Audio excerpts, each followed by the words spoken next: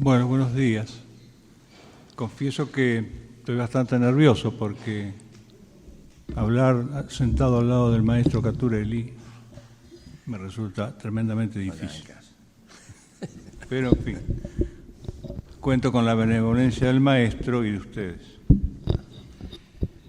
Virginia, que siempre consigue todo lo que se propone, me ha pedido que en el marco de estas jornadas haga alguna referencia a la figura de Jordán Bruno Yenta. Y me ha pedido que esa referencia, en lo posible, sea desde la perspectiva de la propia experiencia personal. Confieso que estas perspectivas no me agradan mucho, porque ponen en conmoción mi racionalismo, pero de todas maneras el mismo doctor Caturelli me inspira. Él es autor de un hermoso libro que se llama La historia interior, que ya no es el último, el doctor Caturelli nunca se sabe, como publica libros con tanta frecuencia, pero creo que no es el último, uno de los últimos libros. Y en ese libro, La historia interior, yo aprendí cómo desde la propia interioridad, instalándose en la propia alma, pueden verse los acontecimientos. Y cómo en esa rica economía entre la historia que transcurre afuera y la historia interior se va, digamos así, configurando una dimensión, una densidad nueva de los acontecimientos. Y entonces quisiera situarme ante la magna figura de Yenta desde la perspectiva de esta historia interior. Y tengo que comenzar con una referencia, siquiera somera, a los finales de los años del año 1954 y el año 1955, años turbulentos, años difíciles en la historia de nuestro país.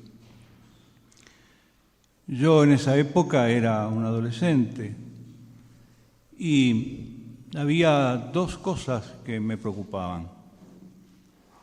Una era la fe, recientemente adquirida o tal vez readquirida, y esa fe se me presentaba como un desafío intelectual. Había en mí ya desde aquella época una ansia por razonar la fe, una ansia por compatibilizar la razón con la fe, una ansia de vivir una fe ilustrada. Había contribuido a generar esta inquietud algunos maestros que tuve en la escuela secundaria. Entre ellos recuerdo al querido padre Ciuccarelli, que era profesor de religión,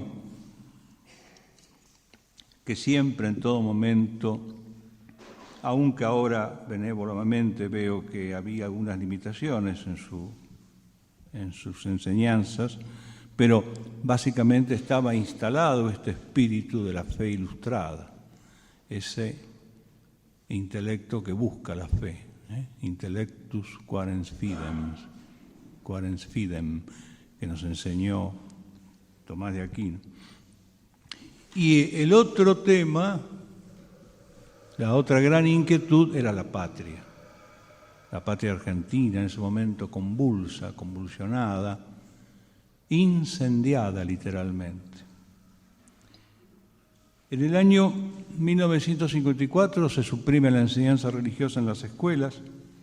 Yo cursaba en ese momento el tercer año del secundario y bajo la influencia de esa situación tensa que se vivía, comienza toda una actividad que podríamos llamar militancia, la militancia en la Acción Católica, sobre todo en aquella benemérita institución que fue la Acción Católica Argentina. Y así, bajo la influencia de estos dos grandes amores, la fe ilustrada, la fe que busca el intelecto, y la patria crucificada, convulsa, se fueron forjando esos primeros pasos de mi vida, esos primeros acordes iniciales de mi vida. En 1955 sucede el hecho de la Revolución Libertadora, septiembre, gran fervor católico, ese fervor que ya se había expresado en aquellas inolvidables manifestaciones públicas de fe, cuando salíamos por las calles de Buenos Aires a cantar Cristo Jesús, en ti la patria espera, y hacíamos la señal del Cristo vence. Todo ese fervor, ese clima me fue como formando, me fue como gestando. Y es así que llegan los finales del año 1955 y ante los acontecimientos históricos, es decir, el giro totalmente opuesto a su origen que fue tomando la Revolución Libertadora, ciertas cosas que ya se veían dentro de la Iglesia, la aparición del fenómeno de la democracia cristiana, por ejemplo, fueron como generando en mí una suerte de perplejidad, como que no encontraba mi lugar, como que no encontraba dónde poder desarrollar esas dos grandes inquietudes, esa fe que busca el intelecto y esa patria que dolía. Y por un milagro y por una gracia especial, yo la llamo, siguiendo en esto a Raiza Maritain, una de las aventuras de la gracia, fui a dar a fines del año 1955, diciembre, a la casa de Yenta. No diré cuáles fueron las circunstancias, pero sí que fueron circunstancias perfectamente providenciales. Ese día Yenta daba la última clase de un curso, varios cursos que él tenía en su casa. Y ahí me encuentro con él, diciembre de 1955. Y ahí como que de pronto dije, llegué, aquí encontré lo que estaba buscando. Porque ahí encontré esa síntesis admirable que tenía la cátedra de Yenta entre esos dos amores que me solicitaban. Una fe que busca el intelecto, una fe ilustrada, y la patria doliente, la patria que era y sigue siendo un gran dolor sobre todas las cosas. Y bueno, de mi primer encuentro con Yenta, en ese diciembre del año 55, tengo recuerdos muy vívidos. Yenta era una personalidad directamente cautivante, fascinante. En él todo armonizaba, la figura, la voz, el patos con que hablaba. No recuerdo exactamente de qué habló en aquella clase, pero sí recuerdo que la impresión que me hizo fue muy grande, me conmocionó. Yo dije, aquí está el camino para encontrar esa fe razonada, esa fe iluminada o ese intelecto iluminado por la fe, mejor dicho, y ese compromiso vital, ese amor por la patria, por la patria que es dolor sobre todas las cosas. Alguna vez escribí sobre este primer encuentro con Yenta y recuerdo que terminaba un pequeño artículo que gracias a Dios se ha perdido porque era de la época previa a la computación. Terminaba con una frase de Rilke, cuando Rilke dice, refiriéndose a uno de los personajes de una de sus obras, dice, él era inmóvil. estaba allí sentado, como en el centro del mundo, y nosotros girábamos alrededor, ¿no?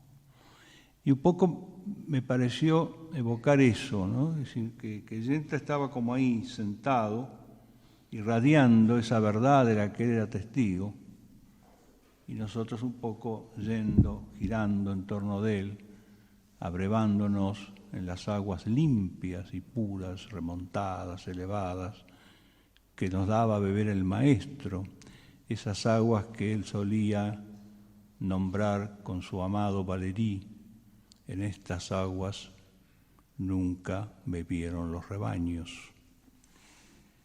Esa agua apagaba nuestra sed juvenil. Y a partir de entonces comienza una larga relación con Yenta, intensa, que duró hasta el último día de su vida. Inicia entonces, a partir de ese encuentro, una etapa que yo llamaré de discipulado. Ese discipulado tiene 4 cosas para mí. La primera es una paternidad. Yenta me engendró en la sabiduría. Yo siempre digo que tengo 2 padres, padre carnal y Yenta. Yenta me engendró en el espíritu, porque todo verdadero maestro es padre, y él me engendró. El otro rasgo de ese discipulado es la sabiduría, el ejercicio cotidiano de la sabiduría. Es Yenta maestro. El otro rasgo, el tercer rasgo, es el testimonio. Porque en Yenta no solamente había testimonio de palabra, había también testimonio de vida, y Dios lo glorificó y lo colmó con el testimonio supremo, el testimonio de la sangre. De manera que Yenta era entonces el padre, era el maestro, era el testigo. Y finalmente el amor, porque en la casa de Yenta no solo encontré esa fe que busca el intelecto, no solo encontré ese amor a la patria y ese testimonio viviente, sino que encontré el amor conyugal, ese amor que hace que un varón y una mujer sean una sola carne. De manera que fíjense cuánta interioridad, cuánta entrañabilidad, si me permiten la palabra, hay en esta relación vital que, como gracia suprema, Dios me concedió en esta vida. Y de todos estos rasgos que yo acabo de nombrar, hay 2 los que quisiera detenerme brevemente antes de dejar la palabra al maestro. Y es precisamente la figura del maestro, Yenta como maestro y Yenta como testigo. Santo Tomás, en una de sus obras, Contra Retraentes, define lo que es un maestro. Maestro, obviamente, es alguien que enseña. Y Santo Tomás dice en esa obra que la enseñanza, más que un honor, es una carga, es una cruz. ¿Por qué? Dice Santo Tomás que la enseñanza es una carga. Porque la fuente de toda verdadera enseñanza es la contemplación.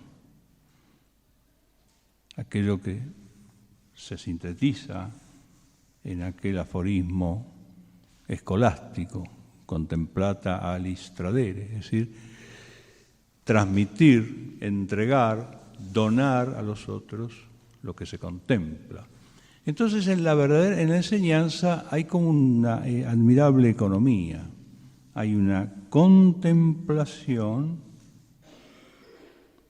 y hay también una enorme caridad que lleva a que eso que se contempla se transmita a otros, a modo de don. Tradere es transmitir, también es entregar. Y de alguna manera, tal vez estirando un poco, y si me perdonan los latinistas, es donar. Entonces, la enseñanza es contemplación y es don. Y ella sintetiza admirablemente el modo de vida más perfecto, al cual también hace referencia Santo Tomás, la vida mixta, que es esa vida contemplativa y al mismo tiempo activa. Y la enseñanza es la más eminente de la vida activa porque es precisamente la transmisión de la vida contemplativa.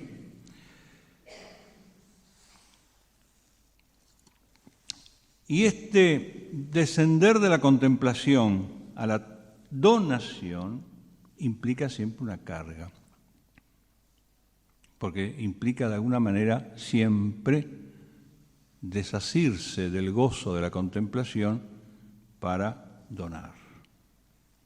Por eso dice Santo Tomás que la verdadera enseñanza tiene más de carga, más de cruz que de honor.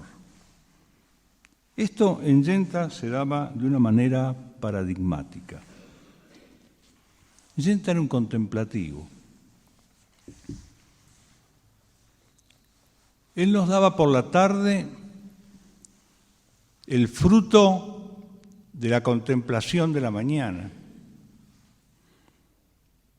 Esas mañanas que él pasaba solo en su casa, en medio de sus libros, con su amado San Agustín, con su Fray Tomás, con los modernos, con los grandes poetas, con los santos. Él contemplaba, en la mañana contemplaba y a la tarde transmitía. Y cuando transmitía, había en la clase de él un ritmo que iba de la contemplación al descenso.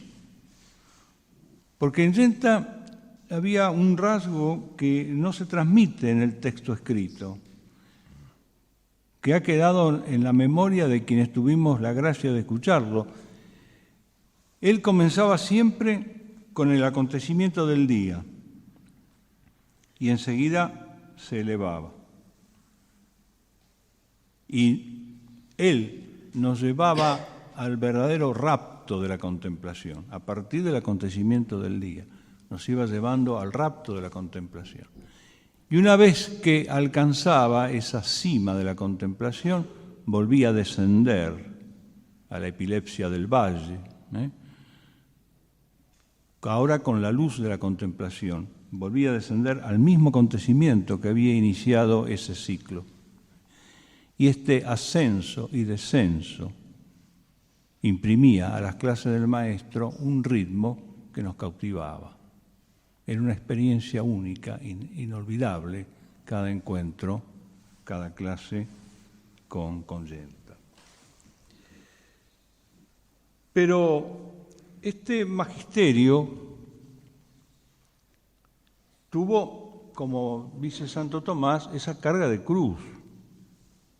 Y esa cruz tuvo un nombre concreto, que llamó Argentina. Ese hermoso nombre femenino, que es la cifra de todos nuestros desvelos humanos.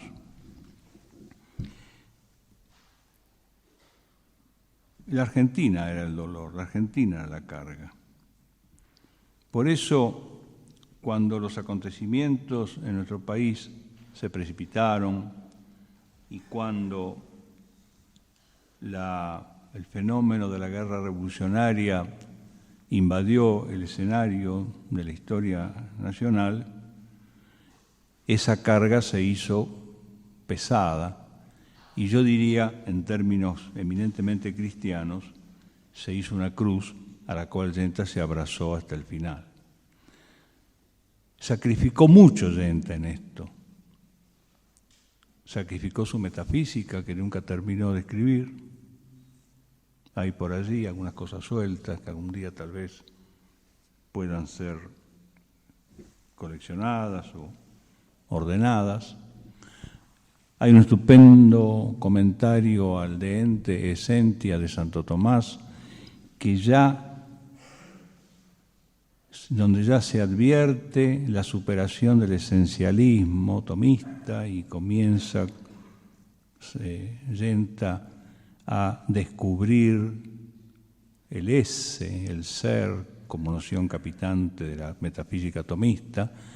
Yo he hecho un pequeño cotejo con el texto de Gilson. No había ninguna posibilidad de que Yenta conociera el texto de Gilson por la época, y hay una magnífica coincidencia entre ese comentario al De Ente Essentia, que está inédito todavía, y el filósofo y el ser y los filósofos, que así se llama posteriormente, de Gilson.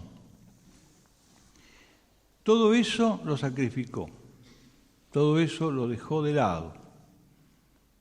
Eso que era su verdadera vocación, lo dejó de lado y se abocó a una enseñanza que tenía por fin, que tenía como único objetivo preparar a aquellos que él soñaba tenían que ser los defensores de la República. Porque él, con Platón, con su amado Platón, sostenía que los guerreros son la clase más estimable de la ciudad, porque a ellos les está confiada la defensa de la ciudad. De manera que ahí entonces se dieron esas dos notas, el magisterio y el testimonio. Porque Yenta fue maestro y al mismo tiempo fue testigo. Y fue testigo, como dije, con la vida, y culminó ese testimonio con la muerte. Y estas dos cosas, el magisterio y el testimonio, en él se dieron admirablemente unidas. Fue un verdadero maestro que llevó la cruz de la enseñanza, y esa cruz de la enseñanza lo llevó al testimonio, hasta el testimonio supremo. Por eso, también, cuando evoco yo estas características de la personalidad de Jordán, recuerdo también a San Agustín, cuando San Agustín dice que Cristo ha hecho de la cruz la cátedra. La palabra crucificada es cátedra, la cruz es cátedra, dice San Agustín. Y en Yenta se daba esto. Fue maestro, por lo tanto llevó hasta el final la carga del magisterio y fue testigo, porque enseñó desde la cruz. Yenta enseñó al pie de la cruz. Y el Señor lo colmó y le dio la gracia de culminar el testimonio con el testimonio supremo, que es el de la vida, el de la sangre. 20 años después de aquel primer encuentro, se cerró el ciclo. Una mañana de primavera en Buenos Aires, cuando me avisaron que había sido asesinado, corrí al hospital, llegué. Era el triunfo total de Cristo Rey. Ahí estaba Jordán tirado en la camilla del hospital. Con mi hábito médico tomé el pulso y pude palpar sus últimos latidos. Y ahí se cerró el ciclo. Ahí se cerró el encuentro. Y a partir de entonces es como que esta historia interior mía, pobre historia interior mía, vive en un presente. Yo vivo a partir de esa mañana en un permanente presente. No me puedo imaginar en otra situación. Y es un presente donde ocupan lugar central precisamente estos amores esenciales. El amor a la sabiduría, el amor a la patria, el amor a la familia, el amor a la esposa, hoy colmado con los hijos, con los nietos. Y vivo en este presente y no puedo salir de él. Y en este presente no puedo otra cosa que decir, deo gracias, deo gracias, deo gracias. Lo dejo con el maestro.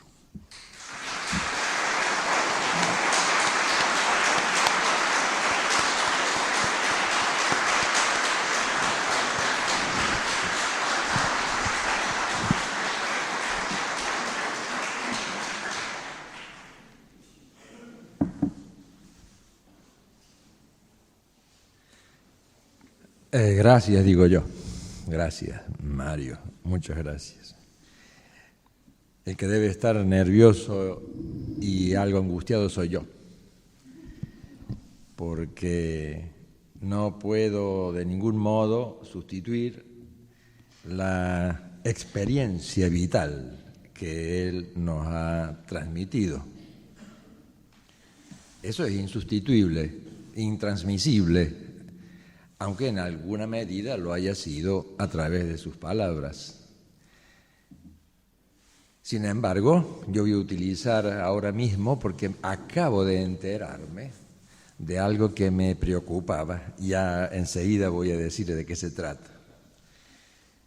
Lo que yo tengo que hacer ahora, por lo tanto, ustedes verán, y eso no lo busque, ha venido solo.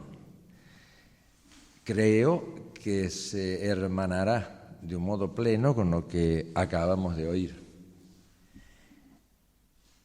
Yo no le conocí personalmente al profesor Genta. Cada vez que yo venía a Buenos Aires en aquella época, iba directamente a la casa del padre Membiel. Y allí también nos hicimos amigos, Sakeri y yo. Él era estudiante de Derecho y yo ya soy más viejo que Sakeri. O sea que yo puedo leer como hacía entonces, porque cada vez que publicaba un libro el profesor Genta, yo lo compraba. De modo que mis exposiciones sobre su pensamiento tienen justamente esta larga frecuentación de otros años, ¿no? Pero yo quisiera hacer notar, así comenzamos a exponerlo, algo así como el meollo de su pensamiento no concluido, porque, como ha dicho Mario Caponeto ahora con toda exactitud, la obra estrictamente filosófica quedó iniciada y no concluida. Pero lo que me interesa hacer notar, algo ya he dicho eso en la historia de la filosofía, es estos momentos previos a la conversión de Genta. Estoy hablando ahora del año 34 en adelante. Me ahorro algunas anécdotas que yo las he recogido precisamente de sus hijos, o sea, de ustedes, ¿no? Pero hay un hecho que me llamó mucho la atención y que viene a ratificar una tesis acerca de la relación entre la naturaleza y lo sobrenatural, entre la razón y la fe. Y es que en su retiro serrano en Córdoba, estaba previo, inmediatamente antes de su conversión, se dedicó a la meditación de Platón y Aristóteles. Después leyó también Maritain, Marechal, San Agustín, Santo Tomás, los padres, pero lo que me interesa ahora destacar es esta familiaridad profunda que tomó con los clásicos. Y yo voy a ir adelantando cuál es la intención mía en esto, no hay ninguna sorpresa. La filosofía clásica le fue descubriendo a él el valor de una filosofía realista que, justamente como después él lo verá en Santo Tomás, no es otra cosa que la expresión científica del sentido común. Es decir, que aquí aparece una especie de modelo al cual yo quisiera ahora referirme, adhiriéndome, como hacía él, al estudio de los diálogos de Platón. He traído aquí algunos de los diálogos de Platón y hay una obra de Platón que él la cita menos y que sin embargo me parece que está en el trasfondo de aquellas lecturas, que es la Apología de Sócrates. Porque la figura de Sócrates aparece aquí como la del maestro, que como él mismo lo decía, y ustedes lo recordarán porque es muy conocido esto, él decía que tenía una profesión semejante a la de su madre, que era partera. La diferencia estaba en que él engendraba hombres.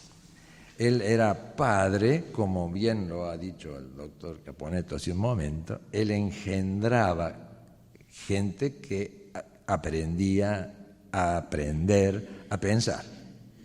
Y precisamente Sócrates, la imagen que nos deja, ustedes saben que hay varias fuentes para estudiar a Sócrates, y dejo algunas que tienen una importancia secundaria, como Aristófanes, pero nos recostamos un poco en las narraciones de Xenófanes y sobre todo de Platón y Aristóteles. Ahora bien, precisamente esta figura del maestro, que decía Sócrates que él no enseñaba nada. Yo no enseño nada. Precisamente el profesor Genta comentó en uno de sus primeros libros el diálogo Menón, en la cual Sócrates llama a un esclavo que sabe que no sabía, diríamos con lenguaje de hoy, nada de nada, y le comienza a través de sus preguntas y respuestas a hacerle descubrir por sí mismo las verdades fundamentales de la geometría. Y por ello él concluye, ¿veis? Yo no le he enseñado nada, él es el que aprende. Es decir, que había dado a luz, había aquí un parto, ¿no?, de este hombre que no sabía pensar y que comenzaba a pensar gracias a la labor del maestro. Y por lo tanto, pensar, como lo dirá después el profesor Genta, después de leer San Agustín, es también recordar. Pero no recordar una forma abstracta, sino tener presente a la mente la verdad de las cosas. Porque justamente eso significa la memoria, tener algo presente a la mente. Memini significa eso. Y por lo tanto sigue siendo verdad la afirmación platónica de que saber es recordar. Pero en este caso, con una diferencia abismal, porque no se trata de recordar una forma trascendente a las cosas, sino aquella que se nos muestra en las cosas como la aparición, como la aletheia, como lo que está develado y está velado en las cosas. Este es el primer acto, ¿no?, el acto inicial, por así decir.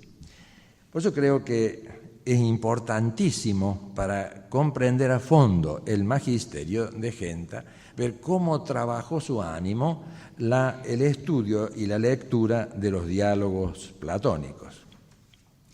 Es sumamente interesante cómo enfrenta el profesor Genta al leer los diálogos platónicos, el comentario que él hace, y esto ya es paternidad suya, sobre el Protágoras de Platón. Es decir, veamos ante todo la intención de Platón. Lo que a él le interesaba era no solo la refutación de los sofistas, ya que ustedes saben que si una proposición nunca puede llegar a formular un contenido o tener un contenido de verdad, es obvio que el objeto del filosofar desaparece. Si no hay más aletheia, entonces tampoco habrá más filosofía. Esto es la sofística. Y sin embargo, justamente en el Protágoras encuentra ahora sí Genta con un lenguaje moderno que la realidad ahora estoy leyendo sus palabras en el libro sobre el filósofo, página 16, lo que él llama el igualitarismo de los fenómenos. Todo lo que aparece son nada más que los fenómenos. Y por lo tanto, no es posible filosofar. Es decir, es menester, yo sospecho que ya en este momento no hay que olvidar que él venía de estudiar en Buenos Aires con Romero, que eran fenomenólogos, y por lo tanto para la fenomenología husserliana disminuida, en realidad, que a él recibe a través de Romero, los fenómenos no suponen nunca un trasfondo, no hay ser, hay puro fenómeno. Y por eso hay aquí una coincidencia entre la sofística de Protágoras con cierto fenomenologismo igualitarista que él había estudiado de algún modo ya en la UBA. Es decir, entonces, que por eso pretender que la realidad se constituye, decía Genta, de lo que no es, o sea, los fenómenos, es entonces decidirse por Protágoras. Es como si hoy nos decidiéramos por los posmodernos, para los cuales ni siquiera el fenómeno vale como fenómeno, sino que la hermenéutica lo suprime aún como tal, porque más allá de los fenómenos que yo interpreto no hay nada, que es a lo que yo me he atrevido a llamar la dialéctica de la nada-nada, o la hermenéutica de la nada-nada, que de algún modo ya existía en los sofistas, ya que ellos habían sostenido justamente algo muy semejante. Volvamos entonces al profesor Genta. Hemos de volvernos entonces, hemos de romper este cerco del fenómeno a la pura esencia, es decir, hay que aceptar que existe una sustancia de lo que es, dice él, el mayor de los bienes, y que pone el fundamento de todo posible orden político. Pero aquí acabo de enterarme, porque eso yo no lo sabía, que esta expresión de Genta, en la página 21 de su libro El filósofo y los sofistas, alude a la pura esencia. Es decir, lo que me parece a mí que en aquella época él quería decir era lo que después tomísticamente podemos llamar la sustancia primera. Pero acabo de enterarme que parece que haber despuntado, eso yo no lo sabía, en él ya la doctrina del actus essendi, como acto del todo de la sustancia singular. Y que aquí, en cambio, tiene un tono esencialista, obviamente heredado del propio Platón. Por lo tanto, en esta especie de punto de partida del filosofar, ya no hay una mera descripción. Aquí, por el contrario, Genta sostiene la existencia, aquello que aparece es la sustancia. Y para eso cita expresamente el libro séptimo, 7.3, de la Metafísica de Aristóteles. Yo comprendo así perfectamente bien que Alejandro Korn, cuando fue a visitarlo a las sierras, le había recomendado Romero que estaba alarmado por la dirección, para ellos muy negativa, grave, de este joven. Y yo comprendo perfectamente bien que un hombre absolutamente fenomenologista como Korn se haya alarmado, porque ante las lecturas del joven Genta, Korn no tenía más remedio que concluir, como él se lo dice a Romero, Genta se nos va. Es decir, y para nosotros se nos viene, ¿no? Es decir, entonces, que aquí aparece un dato muy importante, porque parece ya en este comienzo Platón ha permitido, todavía hablo de un Genta que yo imagino no convertido todavía. Y voy a decir de antemano ya por qué digo esto. porque una vocación filosófica, fielmente perseguida, como esclarecimiento del orden de la naturaleza, ya que la filosofía en el fondo no es otra cosa que la expresión científica del sentido común, y este es el que nos muestra lo real en cuanto tal. Esto no solamente permite edificar una filosofía realista, sino que además es apertura, ahora empleo a propósito un lenguaje teológico, es una apertura obediencial, es una predisposición, una apertura a la posibilidad de la recepción de la gracia o de la revelación si Dios quiere, ya que esto es un acto gratuito. Como ustedes ven, entonces, aquí lo que me interesa hacer notar es que la meditación de los clásicos, particularmente de Platón y de Aristóteles, prepara la naturaleza para la apertura a la recepción posible de la gracia. Y no solamente eso así, sino que está esto en el fondo del acuerdo y de la armonía entre la razón fiel a la realidad y la gracia que la transfigura y la lleva a un plano infinitamente más profundo. Es decir, entonces, que por eso en algunos de mis libros yo he sostenido que la recepción de la revelación, que aunque sea infinitamente gratuita, sin embargo, no solamente no destruye la naturaleza, sino que la salva como naturaleza. Y este acto al que yo le he llamado, tomándolo de los evangelios, a la expresión, la transfiguración del dato originario. Y así es como nació y progresó la filosofía cristiana y progresó como filosofía. Es decir, la filosofía cristiana, por lo tanto, no es una dependencia servil, como creen los inmanentistas respecto del dato de la fe. No, es al revés. Es la revelación la que ha permitido el progreso de la filosofía como saber natural, en tanto que es filosofía. Así que no tenemos que adoptar una actitud temerosa cuando nos dicen, eso es teometafísica, los discípulos de Heidegger nos dicen eso. No. Es al revés, es decir, la única filosofía absolutamente fiel a sí misma hasta el fin es cuando ha sido transfigurada por la fe, que es la filosofía cristiana. Esto está implícito ya en las primeras reflexiones de las dos primeras obras propiamente platónicas, ¿no? El filósofo y los sofistas y la idea y las ideologías. Imaginen ustedes a un joven como Eutidemo, según narra Genofonte, y que se creía sabio, y cuando, les ahorro todos los detalles, cuando va a interrogarlo a Sócrates, mejor dicho, Sócrates ha escuchado esto y se hace el tonto, ¿no? Se hace el tonto. Cosa que le costaba mucho a él porque era muy vivo, ¿no? Pero se hace el tonto, así que no escucha.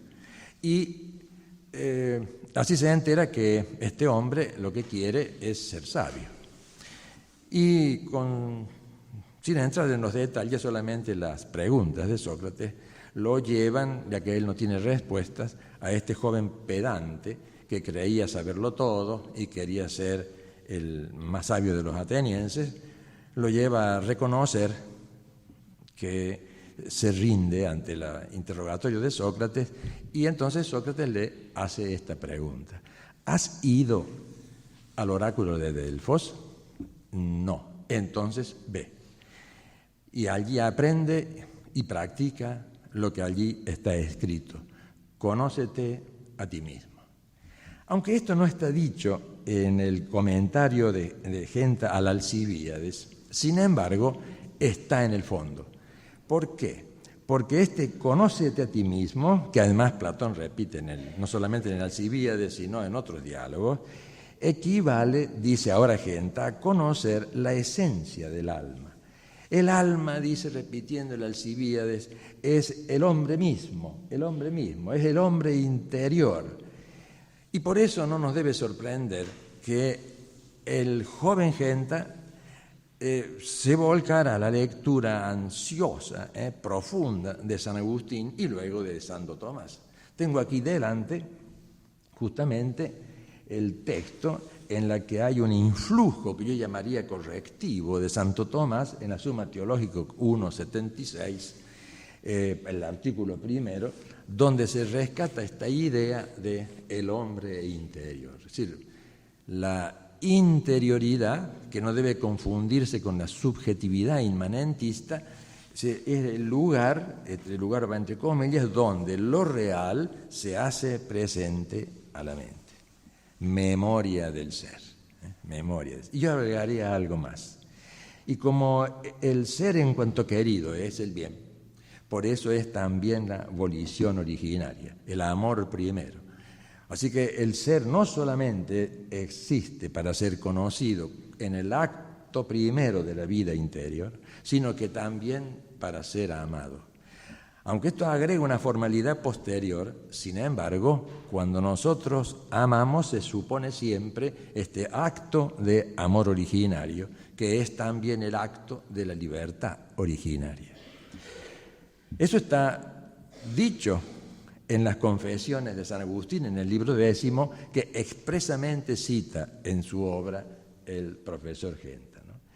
Es decir, aquí está la semilla también de la filosofía política. Es decir, la vocación, diríamos así, en el más alto sentido, política de Genta, está desde el principio, está presente, está en acto. ¿Por qué? Olvidémonos de la politiquería sencilla, ¿no es cierto? Aquí estamos hablando de la política como la ciencia arquitectónica, de las ciencias prácticas. Es decir, ¿por qué?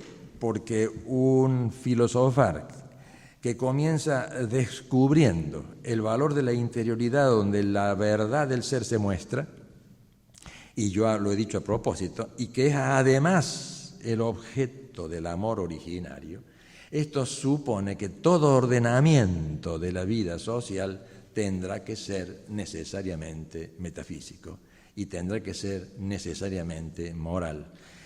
Por eso cuando el último Genta, diríamos Genta maduro, dice que la política supone la metafísica, está diciendo todo esto, de modo tal que para conocer bien el pensamiento de Genta hay que leer a fondo estos dos primeros libros. Por lo tanto, si lo que he dicho es verdad, ya aprendemos algo desde el principio, que después aparecen los libros, diríamos, de combate del profesor Genta, y es que entonces, si hay un ordenamiento práctico en la sociedad, el filósofo ve con claridad que ese ordenamiento, si no es metafísico, no existe, y si no es jerárquico, menos todavía. Por tanto, se explica, como se lee en estos libros juveniles, esta especie de rechazo visceral que tenía en el Genta joven, lo que yo llamaría la frivolidad cotidiana, y al mismo tiempo la exaltación de su opuesto, que es el prototipo. Nosotros llamamos así, ¿no es cierto?, esta especie de protomodelo, por así decir, que en Platón aparece de alguna manera en la figura de Sócrates. Recuerden ustedes que en el diálogo El banquete, el maestro es el único que mantiene la lucidez, es el único que no se ha emborrachado, ¿no?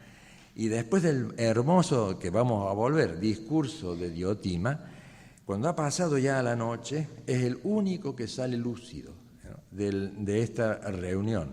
Él es el prototipo del maestro. Después veremos cómo en el pensador cristiano, y ahora estoy hablando del pensador también de Genta, cómo el prototipo ya ha sido infinitamente superado, ya no es solo Sócrates. No debe ser Sócrates, en cierto modo en el plano natural puede serlo, sino que el prototipo es, por tanto, un hombre perfecto que sea capaz de ser el modelo perfecto y que es precisamente el testigo de la verdad, como él lo dijo. Cuando Pilato le pregunta al Señor, pero al fin, ¿quién eres? Si eres rey. Para eso soy, a eso he venido, para ser rey. Y además dice de sí mismo que es la verdad y que viene a dar testimonio de la verdad. Análogamente podemos nosotros decir que está, por lo tanto, in nuce en lo que yo voy describiendo esta filosofía y teología del prototipo que en Genta es central.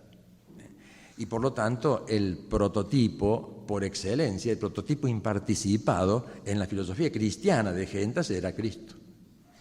Y todos los otros prototipos, los santos y los héroes, serán prototipos por modo de participación del prototipo esencial, del prototipo imparticipado, del prototipo absoluto, que es Cristo, que si Él quiere, hará a alguno de sus elegidos, los hará llegar hasta el testimonio absoluto, identificados, siendo ya otro con el mismo, alter Christus, con el mismo prototipo. Pero esto solo acontece con el martirio, ¿no? Por lo tanto, ya se ve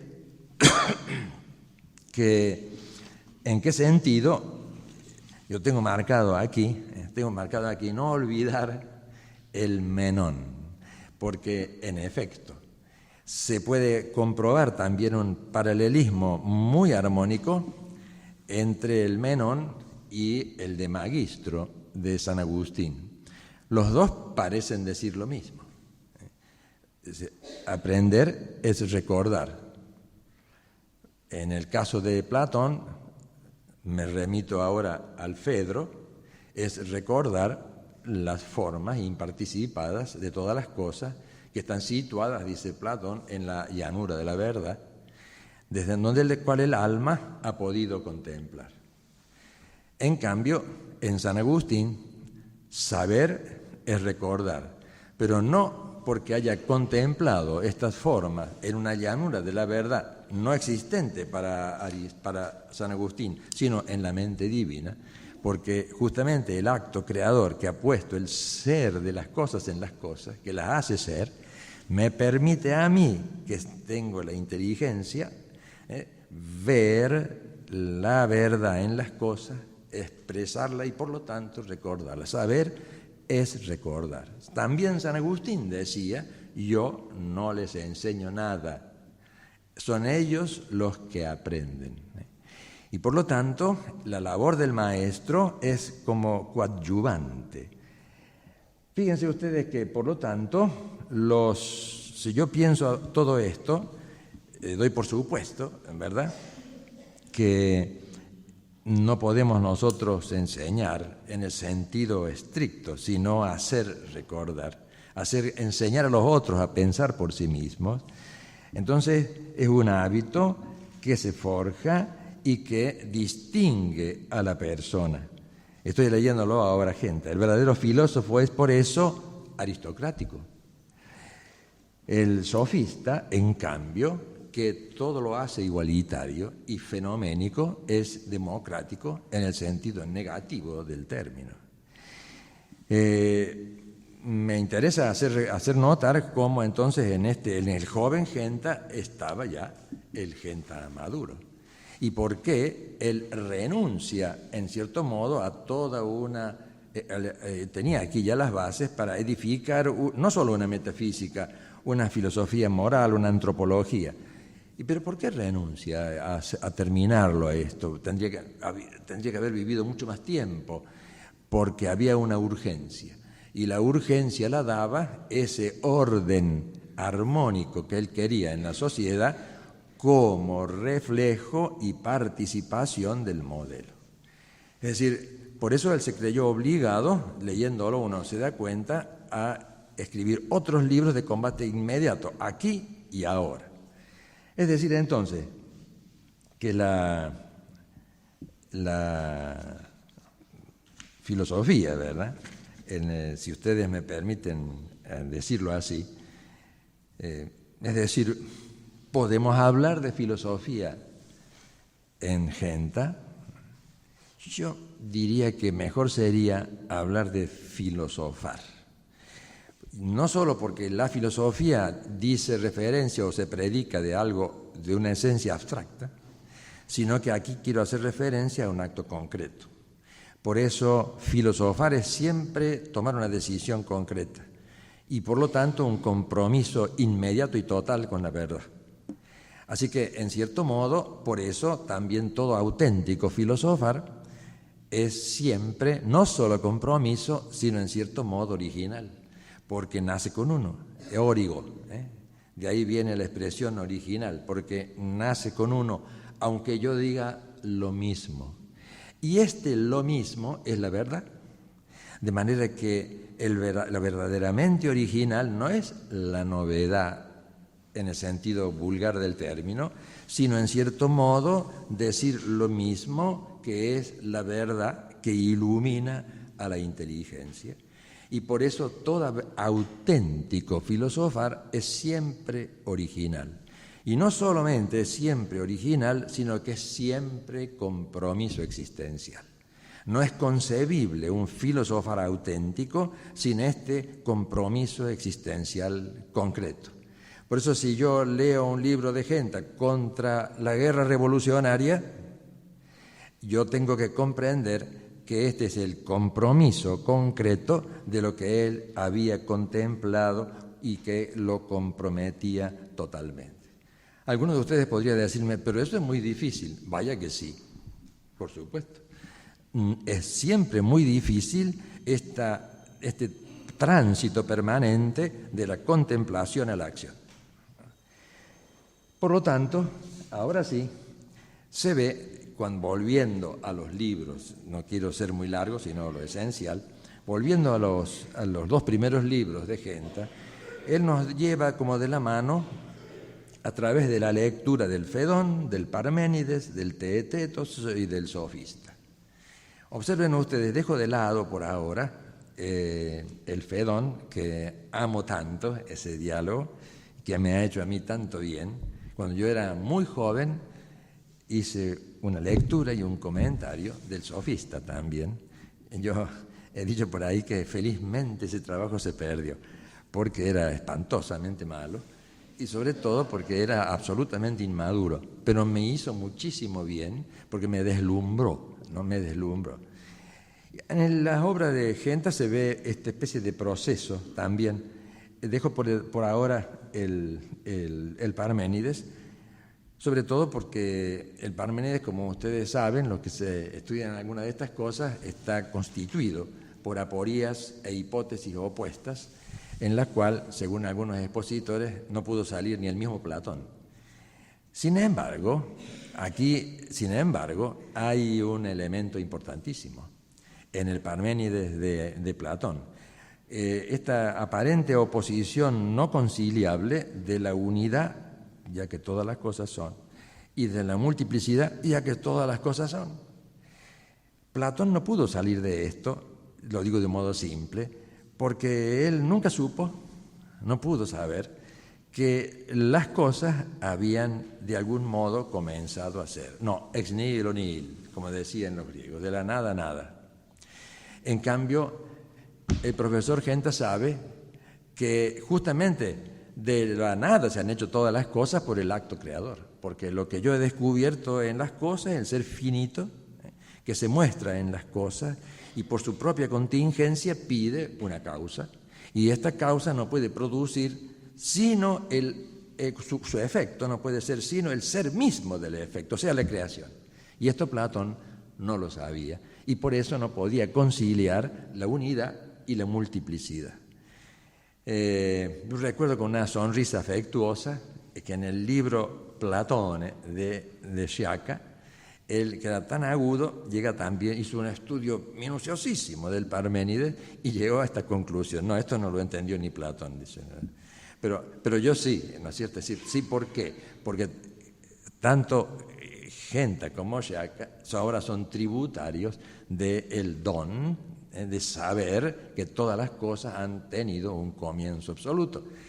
Y eso permite ver por qué lee con tanta lucidez el Fedro y el Fedón. ¿Por qué? Porque como una de la preocupación casi esencial de Platón en el Fedón, donde narra la muerte de Sócrates, en las páginas más inmortales que se han escrito en la literatura clásica, la preocupación fundamental es la inmortalidad del alma, ¿no? La inmortalidad, que en Platón es muy problemática, pero que sin embargo en el lector, comentador, aquí ya no lo es tanto, porque cuando gente lee el Fedón, percibe inmediatamente que siendo el alma el sujeto que conoce la verdad, y siendo la verdad esta que Platón había contemplado, dice el alma había contemplado en la llanura de la verdad, sin embargo es inmortal, es eterna la verdad. Y por eso ahora el que habla no es solamente Genta, sino San Agustín, y por eso, como dice San Agustín en De Immortalitate Anime, el alma es el sujeto inevitable, ya lo acabamos de decir, de la verdad, o sea, de lo que aparece.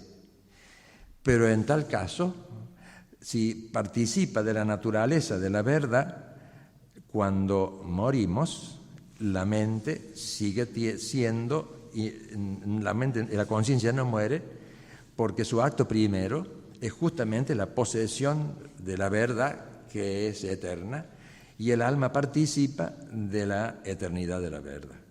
Sobre esta base edificó San Agustín sus pruebas de la inmortalidad del alma. Y esto se ve perfectamente bien en el comentario que hace Genta. Y lo mismo se puede decir de la lectura que él hace, voy a apurarme un poquito para no fatigarlos mucho, del conocimiento. Hay aquí en Genta un estudio de un diálogo de Platón muy difícil.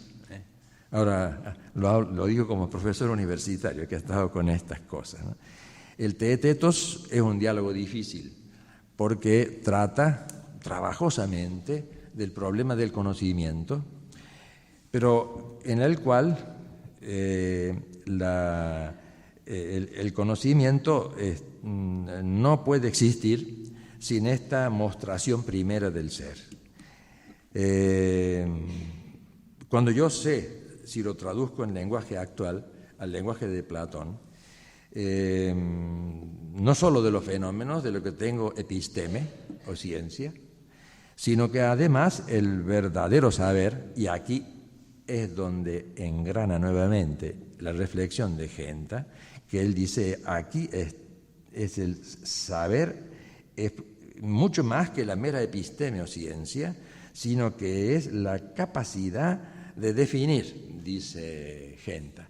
Pero la capacidad de definir supone precisamente la verdad trascendente incluso a la definición misma. Es decir, que es muy interesante hacer notar que ya en aquel libro, como Genta hace notar que hoy, dice, nuestra mentalidad dominada por la idea del progreso o del dinamismo sin ser, diríamos así, el concepto reaparece, como dice Genta aquí, ¿no?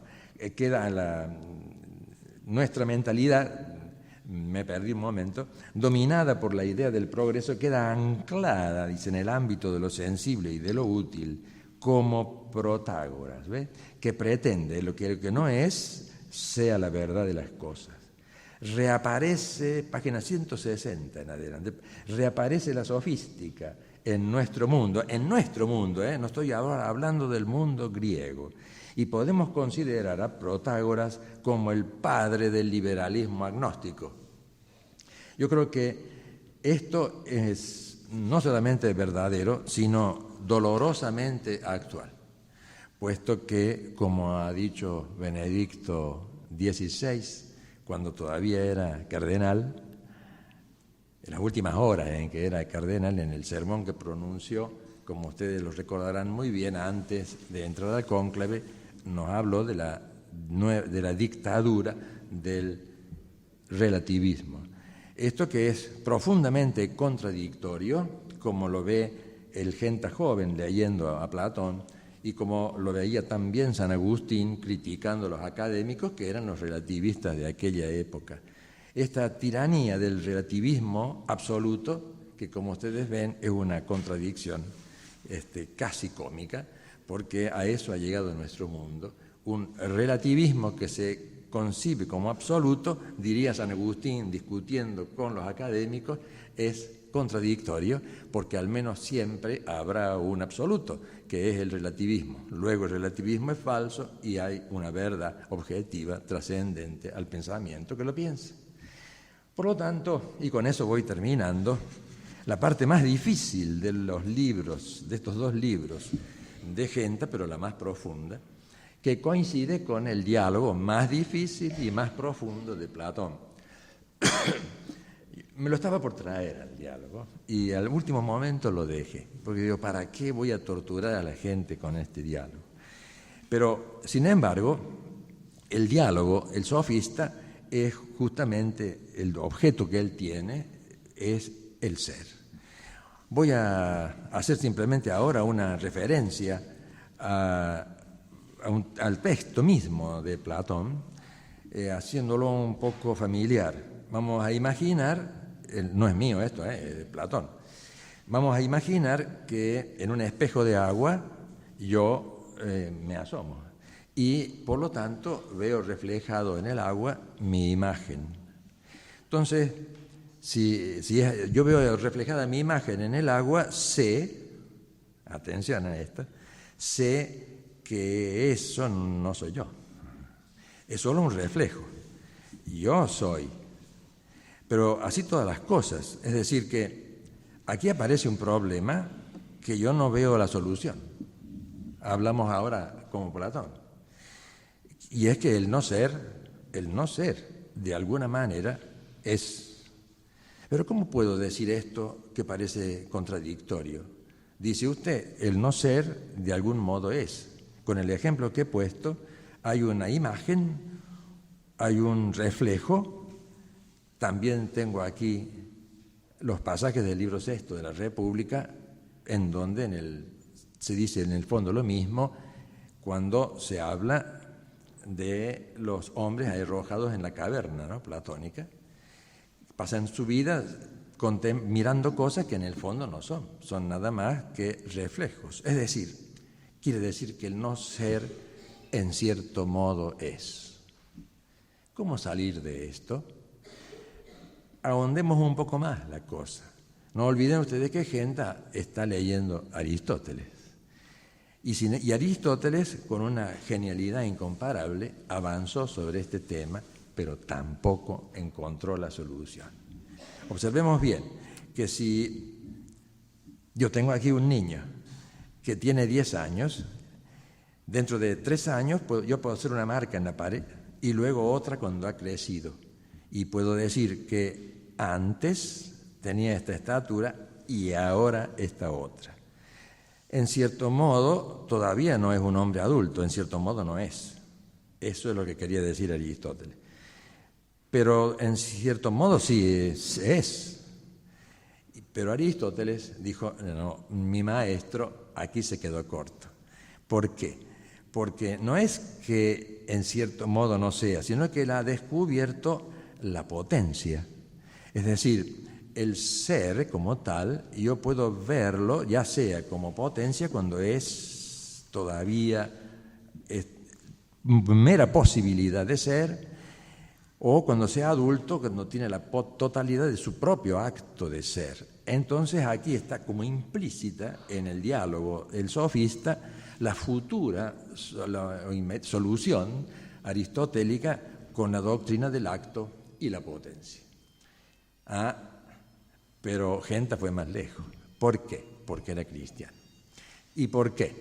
Porque si el acto está, en el caso de Aristóteles, ¿no?, está limitado por la potencia, quiere decir que entonces yo podría pensar, pero Aristóteles no lo hizo, podría pensar y pensaría rectamente que la identidad del acto, ¿no?, la totalidad del acto, en su total perfección, el acto puro, supone que todas las cosas han sido creadas ex nihilo, de la nada.